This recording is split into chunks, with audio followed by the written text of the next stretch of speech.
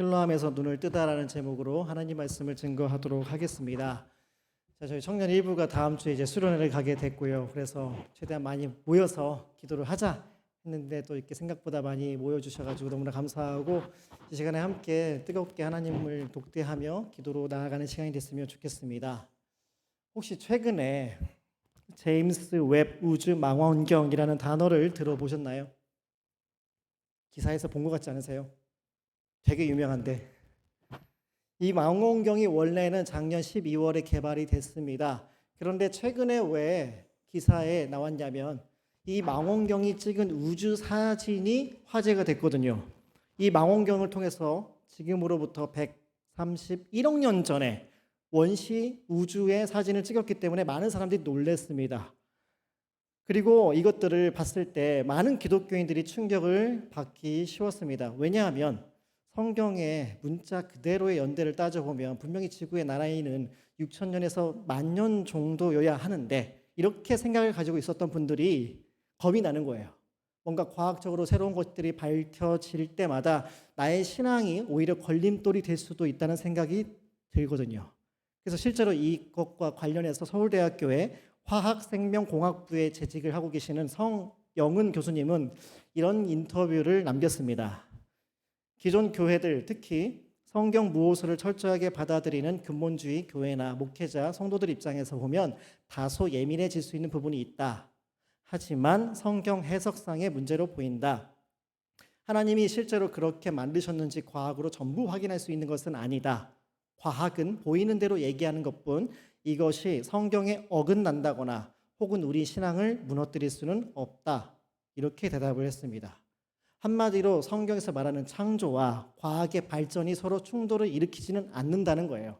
그럼에도 불구하고 여태까지 많은 사람들은 신앙 때문에 과학을 버리거나 과학 때문에 신앙을 버리는 경우가 너무나 많았어요. 과거에도 그랬습니다. 1961년에 러시아에서 최초로 우주로 사람을 보냈던 역사가 있거든요. 혹시 아시나요? 이름이 뭘까요? 가시인데 가가린이라는 사람이 있었어요. 그 당시 이제 미국과 러시아가 우주 경쟁, 누가 더 기술을 많이 발전해가지고 우주로 빨리 로켓을 보내느냐라는 경쟁이 있었는데 러시아가 처음에 승리했죠. 그래서 가가린을 우주로 보냈습니다. 그때 당시에 러시아 수상이었던 니키타 흐르쇼프가 이런 말을 했어요. 가가린이 뭐라고 그랬냐면 우주에 가보니까 신이 없더라 라고 이야기를 했다는 겁니다. 우주에 가봤는데 신이 없더라. 그 이야기를 듣고 C.S. 루이스라는 사람이 화가 났어요. 이제 나니아 연대기나 이제 기독교 변증가로 유명한 사람인데 이 사람이 보는 눈이라는 기사를 썼습니다. 그 내용이 뭐냐면 우리를 창조하신 신이 존재하는데 그분은 공중 위로 올라간다고 해서 발견할 수 있는 게 아니다. 하나님이라는 분이 인간을 대하는 방식은 2층에 있는 사람이 1층에 있는 사람을 대하는 것과 다르다. 그러니까 같은 차원의 존재로서 여기면 안 된다라는 거예요. 그러면서 뭐라고 설명했냐면 하나님이 인간을 대하시는 방식은 셰익스피어가 햄릿을 대하는 것과 같다라는 거예요. 셰익스피어는 극작가죠. 햄릿은 그 안에 들어있는 등장인물이에요. 극작가가 등장인물을 만들어요. 그가 살아가는 세상도 다 창조합니다. 그런데 그 등장인물은 절대로 극작가를 알 수 없죠. 우영우를 만든 극작가가 우영우를 만들었지 우영우가 그 극작가를 알 수는 없잖아요. 그리고 그 셰익스피어가 자신의 정보를 그 대본 안에서 햄릿에게 알려줄 때만 극작가를 알 수 있듯이 우리가 하나님을 알아갈 때도 하나님이 먼저 우리 자신에게 우리 각자에게 계시할 때에 자신이 어떤 분인지를 알려줄 때만 알 수 있다는 거죠. 그래서 아무리 대단한 망원경이 발명이 됐어도 원시 우주까지 발견을 하고 막 촬영을 한다고 해도 그 망원경을 통해서는 하나님을 알 수가 없습니다. 영적인 차원까지 다 밝혀낼 수 없어요. 그것은 인간의 작품이고 인간의 눈으로만 볼 수 있는 망원경에 불과해요. 그런데 오늘 우리가 읽은 요한복음 9장에서는 하나님을 볼 수 있고 영적인 차원을 인식할 수 있는 망원경이 있다. 우리 영적 시력을 회복할 수 있다고 말씀을 합니다. 그래서 오늘 이 시간에는 요한복음 9장에 나오는 이 맹인, 선천성 시각 장애인을 고쳐주는 사건을 통해서 영적으로 너무나 어두운 이 시대 가운데 우리가 어떻게 빛을 보고 살아갈 수 있는가를 살펴보도록 하겠습니다. 자, 오늘 본문에서 예수님은 태어날 때부터 앞을 보지 못하는 시각 장애인을 만나요. 그를 만나자마자 옆에 있는 제자들이 질문을 합니다. 예수님, 이 사람이 왜 이렇게 태어났나요? 그 사람이 지은 죄 때문인가요? 부모님의 죄 때문인가요? 라고 물어봤어요. 요즘 같은 시대면 진짜 엄청 욕을 먹겠죠. 근데 그 당시만 하더라도 1세기 유대 사회에서는 이런 질문이 흔했습니다. 부모가 과거에 잘못을 했기 때문에 자녀가 이런 장애를 가지고 태어난 것이 맞다라는 상식적인 생각을 가지고 있었어요. 그리고 본인의 죄 때문에 이렇게 됐다. 이건 무슨 말일까? 태어날 때부터 장애를 가지고 있는데 태어나기 전에 죄를 지었단 말인가? 네, 실제로 유대인들은 그런 생각을 가지고 있었습니다. 왜냐하면 창세기에서 에서와 야곱이 엄마 뱃속에 있을 때부터 싸웠잖아요. 그 뱃속에 있을 때부터 죄를 지었다는 것을 이미 알고 있기 때문에 이런 생각을 했었고, 또한 영혼만 있고 몸이 만들어지기 이전에 죄를 지을 수 있다는 생각을 유대인들이 했습니다. 그러면 이 맹인뿐만 아니라 우리가 살면서 겪게 되는 모든 재난, 재앙, 고통, 질병, 이 모든 것들이 인간의 죄와 상관이 있을까요? 어떻게 생각하세요? 구약 성경에서 뭐라 그러냐면 상관이 있다고 말합니다. 맨 처음에 선악과를 아담과 하와가 따먹었기 때문에 하나님이 반드시 죽으리라라고 말씀하죠. 죽는 존재가 돼버렸어요. 그리고 하나님의 사람 모세에게 달려들었고 대항했다가 나병에 걸린 미리암이라는 사람도 있습니다. 성경에는 인간의 죄 때문에 병에 걸릴 수 있다는 점을 말해줘요. 그리고 죄로 망가진 세상에서 살다 보면 우리는 고통을 당할 수밖에 없죠. 아담과 하와가 심판받았을 때도 마찬가지거든요. 땅이 엉겅퀴를 낼 거다. 하와가 임신할 때 고통이 더 심해질 것이다 라고 이야기를 합니다. 그래서 인간의 죄와 인간의 고통을 따로 생각할 수는 없어요. 그런데 오늘 본문에서 예수님은 뭐라고 말씀하시나요? 자, 3절을 다 같이 읽어보겠습니다. 3절 시작. 이 사람이 그 부모의 죄로 인한 것이 아니라 그에게서 하나님이 하시는 일을 나타내고자 하심이라 라고 말합니다. 예수님이 그러시는 거예요. 나는 지금 너희들이 많은 거 무슨 말인지 다 이해한다. 그런데 모든 사람들이 자기 죄 때문에 고통당하는 것은 아니다. 뿐만 아니라 하나님이 얼마나 위대한지 드러내기 위해서 일부러 한 사람의 인생을 망가뜨리시는 분은 절대 아니다라고 말씀을 하는 겁니다. 그 대신에 예수님은 뭐라고 말씀하시냐? 하나님이 하시는 일이 얼마나 놀라운지를 나타내기 위해서 이런 일을 겪게 하신 것이다. 더 정확하게 얘기하자면 하나님은 그 사람 안에서 무슨 일이 벌어지는지를 보여주기 위해서 이 사람을 만나게 했다는 거예요. 잘 보세요. 제자들은 태어날 때부터 장애를 가진 사람을 두고 어떻게 했나요? 질문을 던졌어요. 왜 그랬을까? 이유가 뭘까? 누가 잘못했을까? 굉장히 현학적이고 철학적이고 이론적인 질문만 던지죠. 그런데 하나님은 그런 분이 아니라는 거예요. 하나님은 그 사람을 사랑하기 때문에 고쳐주기를 원하신다. 회복되기를 원하신다. 원래 상태로 건강을 찾기를 원하신다는 것을 보여줍니다. 그래서 나중에 이 맹인은 물리적인 시력만 찾는 게 아니고 영적인 시력까지 찾게 돼요. 평생 처음으로 앞을 보게 되고요. 예수님을 믿는 사람이 됩니다. 여기서 우리는 생각해 볼 수 있어요. 시각 장애인을 고쳐주는 것과 믿음이 전혀 없는 사람이 믿게 되는 것은 공통점이 있죠. 뭐가 있나요? 혼자 살 수 없어요. 인간이 먼저 그 일을 시작하는 것이 아니라 하나님께서 먼저 찾아오셔서 하나님이 먼저 그 사람을 사랑하시고 그 사람의 모든 문제를 해결해 주실 때만 가능하거든요. 그래서 인간의 노력, 인간의 재능, 인간의 실력이 아니라 예수님의 노력, 예수님의 열정을 통해서 그 일이 벌어진다는 것을 여기서 말씀해 주고 있습니다. 그래서 제임스 패커라는 신학자가 있는데 이분이 이런 얘기를 했어요. 자신의 책에서 성경의 하나님은 깊은 자연에서도 인간의 의식에서도 발견할 수 없다. 역사의 사건들을 통해서 직접적으로 인식될 수도 없다. 살아계신 하나님을 우리가 알기 위해서는 그분이 자신을 보여주셔야만 하고 이것은 성경에 기록된 역사와 말씀을 통해 이미 이루어졌다라고 말합니다. 이 말이 정말 맞아요. 모든 인간에게는 종교의 씨앗이 들어있어요. 인간보다 더 큰 존재, 초월적인 존재를 찾고 싶어 해요. 그런데 그 양심이 죄로 물들어 버렸어요. 그래서 처음에는 하나님을 찾고자 했는데 자꾸 우리의 주파수가 안테나가 엉뚱한 데로 휘어져 버립니다. 그래서 성경에서 말하고 있는 창조주 하나님을 찾는 게 아니라 엉뚱한 것을 하나님 자리에다가 대신 갖다 놓고 그게 신인 것처럼 생각하는 거죠. 그게 인간의 한계예요. 인간은 눈을 뜨고 싶어 하는데 빛을 보고 싶어 하는데 우리 스스로는 눈을 뜰 수가 없습니다. 그래서 외부에서 누군가가 다가와서 우리의 영적인 시력을 회복할 수 있도록 눈을 띄워줘야 돼요. 저와 여러분도 마찬가지예요. 예수님이 저와 여러분의 눈을 뜨게 해 주실 때만 우리가 빛을 볼 수 있어요. 그래서 우리가 예수님을 만나야 되는 거거든요. 자, 오늘 본문에서 이 시각장애인을 생각을 해보면 이 시각장애인은 길거리에 앉아 있었습니다. 예수님이 길을 걸어가다가 만났다고 해요. 그러면 왜 이 장애인은 길거리에 있었을까요? 산책을 나왔을까? 구걸하러 나왔죠. 도저히 할 수 있는 일이 없기 때문에. 저는 이 본문을 읽으면서 사도행전 3장에 나오는 그 당시에 안진뱅이라고 불렸는데 하반신 마비 장애인이 떠올랐어요. 성전 앞에서 맨날 돈만 구걸해요. 왜요? 먹고 사는 게 너무 힘드니까. 그런데 거기를 지나가던 베드로와 요한은 단순히 그 사람이 입에 풀칠하는데 도움만 주는 게 아니고 그 사람이 일어나서 걸어다니고 뛰어다니게 만들어집니다.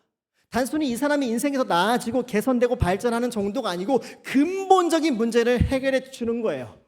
오늘 본문에 나오는 시각장애인도 마찬가지예요. 구걸만 해가지고 답이 없습니다. 자기 삶의 가장 근본적인 문제를 해결할 수 있다는 생각을 이미 버렸어요. 나는 그냥 내 눈은 이제 못 뜰 거야. 그러니까 먹고 사는 이 문제만 해결하면 돼 해서 구걸을 하고 있는 거죠. 그런데 이 사람이 진짜 갈망해야 되는 게 뭘까요? 이 사람이 진짜 원해야 되는 것은 세상을 보는 거예요. 그런데 그걸 스스로 포기해버렸기 때문에 엉뚱한 것을 구할 수밖에 없는 비참한 인생이 됐습니다. 그런 차원에서 저와 여러분은 영적인 차원에서 이 시각장애인과 다를 바가 없어요. 하나님으로만 채울 수 있는데, 하나님으로만 만족할 수 있는데 하나님 말고 다른 걸로 자꾸 채우려고 구겨 넣어요. 그런데 안 채워져요. 그러니까 계속 목이 마르죠. 갈증을 느끼죠. 데이비드 포스터 월러스라는 미국의 유명한 극작가가 있는데 이분이 캐니언 대학교 졸업식 축사에서 이런 연설을 했습니다. 뭐라고 했냐면 사람들은 모두 무언가를 예배한다. 우리가 하는 유일한 선택은 무엇을 예배할 것이냐이다. 어떤 종류의 신이나 영적 대상을 예배하기로 선택할 수밖에 없는 이유는 아마도 당신이 무엇을 예배하든 그것에게 산채로 삼켜질 것이기 때문이다. 만일 당신이 돈이나 물질을 예배한다면 그리고 그것에서 인생의 참 의미를 찾고 있다면 당신은 결코 충분히 가지지 못할 것이다. 아무리 가져도 부족하다고 느낄 것이다. 자신의 몸이나 외모, 몸매, 성적인 환상을 예배한다면 당신은 늘 자기가 못생겼다고 생각할 것이다. 나이가 들고 세월의 흔적이 몸에 나타나고 주림이 생기면 아직 무덤에 들어가지 않았는데 이미 수만 번이나 죽음을 경험하게 될 것이다. 당신이 권력을 예배한다면 결국에 연약함과 두려움을 느끼게 될 것이다. 그리고 그 두려움을 무마시키기 위해 더 많은 권력을 다른 사람들 위에 부리고 싶어질 것이다. 당신이 지성을 예배한다면 똑똑한 사람처럼 보이려고 애쓰겠지만 결국은 스스로 멍청하다고 느낄 것이다. 그리고 언젠가 자신이 가짜라는 것을 들키지도 모른다는 두려움에서 살아갈 것이다. 그러나 이러한 종류의 예배에서 가장 불길한 것은 이것들이 무의식적으로 일어난다는 것이다. 이것들은 인간의 근본적 상태다라고 얘기했습니다. 여러분은 무엇을 예배하면서 삽니까? 이것만 있으면, 이것만 가지면, 이것만 이루면 나는 행복할 거야 라고 생각하게 만드는 게 뭐죠? 그게 우리의 삶을 이끌어가는 동기가 될 수 있거든요.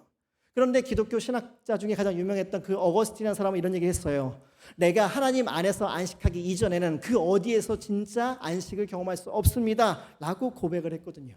하나님으로만 채워질 수 있는데 자꾸 다른 것이 들어와가지고 하나님의 자리를 대신하니까 그것 때문에 우리의 인생이 점점 비참해질 수밖에 없어요. 바닷물을 끊임없이 마시면 마실수록 갈증을 느끼는 것처럼. 그런데 오늘 본문에서 예수님은 이 시각장애인을 만나서 앞을 보게 해줍니다. 이 기적을 경험한 이 사람은 완전히 새로운 삶을 살게 돼요. 예수님의 그 신적인 능력을 통해서 눈을 뜨게 만들고 예수님을 믿게 만들어요. 그리고 예수님을 변호해요. 복음을 증거합니다. 여태까지 절망에 빠져 있었거든요. 다른 사람이 날 도와줘야 돼. 난 저 사람이 도움이 없으면 못 살아 라고 자포자기했던 사람이 다른 사람에게 영향을 주는 사람이 돼요. 삶의 이유를 찾게 된 거죠. 여러분 요한복음에서는요 예수님을 1대1로 만나는 사람이 많이 나오는데 복음을 듣고 예수님을 만나고 완전히 인생이 바뀌는 경우가 너무나 많이 있어요. 빌립이 예수님을 만나고 나다나엘을 전도해요. 수가성 여인이 예수님을 만나고 동네 사람들에게 내가 메시아를 만났다라고 선포하죠. 니고데모 역시 거듭남을 경험하고 예수님의 장례식에 찾아가는 제자가 됩니다. 이 사람들은 예수님을 만나고 진짜 바뀌었어요. 자신의 정체성을 찾았어요. 삶의 이유를 발견했고 삶의 목적을 찾게 됐습니다. 여러분이 정말로 예수님을 만났다면 뭔가 변화가 있을 거예요. 삶의 동기부여가 다른 차원에서 주어진다는 것을 깨닫게 될 겁니다. 왜냐? 예수님께서 진짜로 하나님께서 보내신 구원자가 되시기 때문에. 내가 과거에는 인생의 절망을 느꼈다가 새로운 삶의 소망을 찾게 해주신 예수님을 만났기 때문에 그분을 전하지 않을래야 안전할 수가 없게 돼요. 내가 앞으로 어떤 위대한 일을 하겠다, 그 일 이전에 내가 만난 예수님을 전하고 싶은 욕구가 내 안에서 생길 수밖에 없습니다. 그래서 입을 그냥 다물 수 없어요.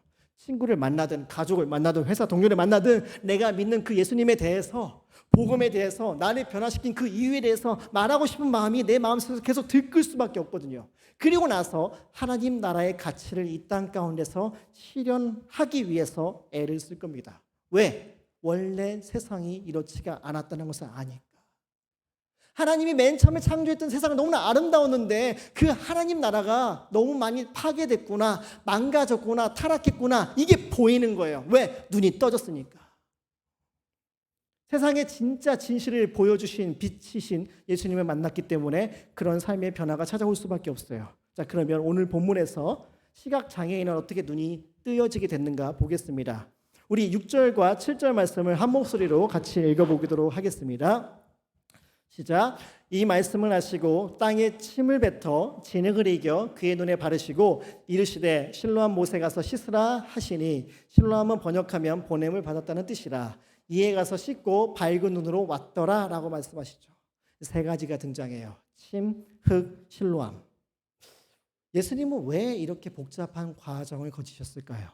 그냥 눈이 떠져라 라고 한마디 말씀하시면 되는데 뭔가 이유가 있겠죠. 먼저 침. 이 침이요, 신기하게도 2000년 전에 유대 사회에서 그리스 로마 사회에서는 치료제로 사용이 됐답니다. 2500년 전에 그리스 역사가로 활동했었던 투키디데스라는 사람이 있는데 그 사람이 쓴 역사라는 책에 침을 치료제로 사용했다는 기록이 나와요. 그리고 유대인도 마찬가지. 솔로몬의 유언이라는 책이 있는데 침을 치료제로 사용했다는 기록이 있어요. 침은 약이에요. 근데 약은 쓰죠. 그렇게 치료제로 사용했음에도 불구하고 여전히 침은 부정하다는 이미지가 있었습니다. 그들도 똑같이. 그래서 민수기 12장 14절에 그의 아버지가 그의 얼굴에 침을 뱉었을지라도 라고 하면서 부정적인 의미로 사용이 돼요.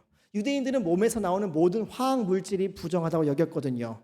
뭐 대소변, 모유, 땀, 침 모든 것을 안 좋게 여겼어요. 그런데 그 부정한 것, 불결한 것을 예수님은 사용하세요. 그 더러운 침을 사용하셔가지고 하나님의 역사와 기적을 일으키는데 이용을 하시는 분이시거든요. 이걸 통해서 우리가 뭘 알 수 있냐면 하나님은 어떤 도구의 자격과 실력을 따져서 그게 잘하는 것이면 좋은 것이면 그걸로 좋은 일을 일으키시는 분이 아니라 아무리 더럽고 모자르고 비참하다 할지라도 그걸 통해서 거룩한 일을 행하시는 분이시다. 이걸 우리에게 말씀해 줍니다. 저와 여러분도 똑같아요. 우리가 처음에 하나님을 믿기 전에는 하나님의 원수예요. 죄인이에요. 더러울 수밖에 없어요. 그런데 예수님을 만나고 나서 구원받게 되면 의롭다고 여겨져요. 너는 흠이 없어. 완벽해. 깨끗해. 순수해. 라고 여겨주시는 게 하나님의 은혜거든요. 그래서 하나님의 손에 붙들린 바가 된다면 그 손 안에 들어오게 된다면 아무리 부정한 침이라도 아름답게 사용될 수 있다는 것을 여기서 말씀해 줍니다. 그리고 또 하나 흙이 나와요. 왜 침을 흙에다가 반죽을 해서 눈에다가 발랐을까? 이 흙이 어떤 특이한 효과가 있었을까요? 희토류였을까요? 아니요. 많은 성경학자들은 뭐라고 해석하냐면 상징적인 행위라고 생각합니다. 창세기에서 하나님이 흙으로 사람을 빚어 만들듯이 지금 예수님이 흙으로 새로운 창조를 일으켜주고 계신다는 것을 보여줘요. 이건 단순히 내가 너의 인생을 개선시켜줄게, 너의 불편함을 해소해줄게, 남들보다 더 나은 삶을 살게 해줄게, 그 정도의 차원이 아니에요. 내가 너의 인생을 새 출발하게 해주겠다, 완전히 새로운 삶을 살 수 있도록 너를 완전히 변화시켜 주겠다라고 말씀하고 있는 겁니다. 그래서 실제로 구원받은 사람은 새로운 생각이 들어오고 새로운 마음을 품게 되고 새로운 행동을 하게 되죠. 그리고 마지막으로 실로암에 나와요. 예수님은 침과 흙을 반죽해가지고 눈에다 바른 다음에 실로암에 가서 물로 깨끗이 씻어라 라고 말씀합니다. 실로암은 인공 연못이에요. 기원전 700년에 유다 나라의 히스기야 왕이 다스리고 있었을 때 아수르라는 거대한 강대국이 공격을 하는데 전쟁통에 마실 물이 없어요. 그 식수를 만들기 위해서 연못을 만들었는데 이 연못으로 흘러가는 물이 기혼 샘에서 솟아나오는 물이에요. 그리고 이 연못의 이름이 실로암인데 아까 보니까 무슨 뜻이라고 써 있나요? 보냄 받았다라고 말을 하고 있죠. 자, 예수님이 지금 맹인을, 이 시각장애인은 실로암으로 보내고 있어요. 이 맹인은 실로암으로 보냄 받고 있습니다. 그리고 실로암에 모여있는 모든 물들은 기온 샘으로부터 보냄을 받았죠. 그리고 실로암으로 가라고 하시는 예수님, 그 맹인을 보내시는 예수님 또한 하늘에서 하나님의 명령을 통해서 이 땅으로 보냄을 받으셨거든요. 이걸 뭘 상징하는 거냐면 기온샘이 보낸 물을 실로암이 머금고 있는 것처럼 하나님께 보냄받은 예수님 또한 영원히 목마르지 않는 물을 주실 수 있는 분이시다. 그 안에 구원의 샘물이 들어있다는 것을 말씀해 주고 있어요. 이걸 맹인이 그대로 믿었습니다. 그리고 순종했어요. 나중에 순종했더니 어떤 변화가 일어나느냐? 9장 35절부터 38절에 이렇게 말합니다. 예수께서 그들이 그 사람을 쫓아냈다는 말을 들으셨더니 그를 만나서 이르시되 내가 인자를 믿느냐? 대답하여 이르시되 주여 그가 누구시오니까? 내가 믿고자 하나이다. 예수께서 이르시되 내가 그를 보았거니와 지금 너와 말하는 자가 그이니라. 이르되 주여 내가 믿나이다 하고 절하는지라.